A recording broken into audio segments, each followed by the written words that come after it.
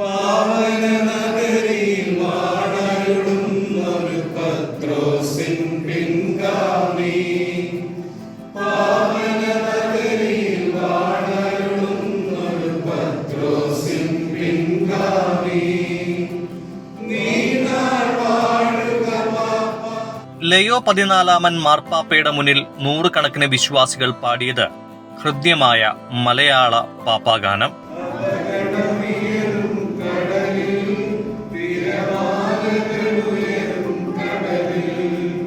തുടർന്ന് സീറോ മലങ്കര കത്തോലിക്ക സഭയ്ക്ക് ആശംസകൾ നേർന്നുകൊണ്ട് ലയോ 14 മാർപ്പാപ്പയും സംസാരിച്ചു.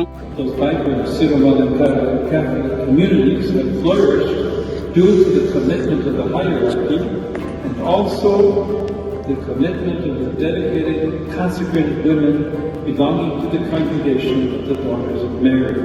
സഭയുടെ തനിമയും പാരമ്പര്യവും ആരാധന ക്രമസമ്പന്നതയും എടുത്തു പറഞ്ഞായിരുന്നു വത്തിക്കാനിൽ വെച്ച് മാർപ്പാപ്പ സന്ദേശം പങ്കുവച്ചത്.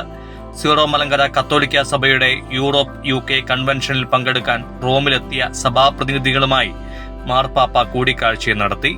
സഭയുടെ തലവൻ കർദിനാൾ മാർ ബസേലിയൂസ് ക്ലീമിസ് കാതോലിക്ക ബാവയും മറ്റ് സഭാധ്യക്ഷന്മാരും വത്തിക്കാനിൽ നടന്ന ഈ കൂടിക്കാഴ്ചയിൽ പങ്കെടുത്തു. കഴിഞ്ഞ ദിവസം 67ാം പിറന്നാൾ ആഘോഷിച്ച കർദിനാൾ മാർ ബസേലിയൂസ് ക്ലീമിസ് ബാവയ്ക്കും ഒപ്പം അദ്ദേഹത്തിന്റെ മെത്രാഭിഷേകത്തിന്റെ 25ാം വാർഷികത്തിനും ലയോ 14 മാർപ്പാപ്പ പ്രത്യേക ആശംസകൾ നേർന്നു. കൂടാതെ യൂറോപ്പിലെ മലങ്കര വിശ്വാസികൾ അജപാലന പ്രവർത്തനങ്ങൾക്കായി അടുത്തിടെ നിയമിതനായ അപ്പസ്തോലിക് വിസിറ്റേറ്റർ കുര്യാക്കോസ് മാർ ഒസ്താത്തിയോസിനും അദ്ദേഹം മംഗളങ്ങൾ അർപ്പിച്ചു.